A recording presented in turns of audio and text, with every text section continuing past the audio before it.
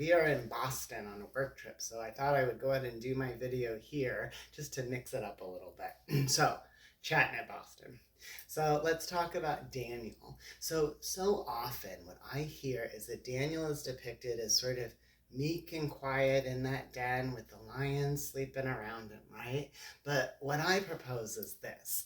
Daniel lived in Babylon, and Daniel served the king, not even just one king, but multiple kings. And the idea that he was meek, the idea that he wasn't charismatic, the idea that he didn't lighten up that whole place is crazy to me, because frankly, Daniel loved his faith. He just loved his friends, and he was serving under all these rulers who didn't believe the same thing as he did, but they knew he didn't believe what they did. And for men who have power, the idea that they allowed him so close to them, that they gained relationships with him, that they helped his friends, right? All that stuff was like unheard of in Babylon at the time. Like you just went with the crowd and you got into it.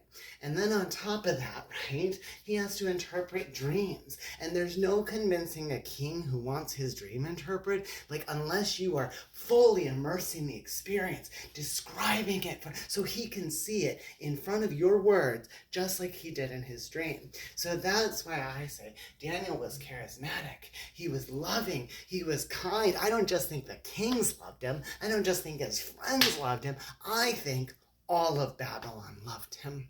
I think he was humble. I think he was full of grace. I think he loved the people around him, no matter what they believed, frankly. And all he wanted to do was be himself and love his God and care for others and serve. And that's what he did. And so when he entered that lion's den, there's nothing meek about it.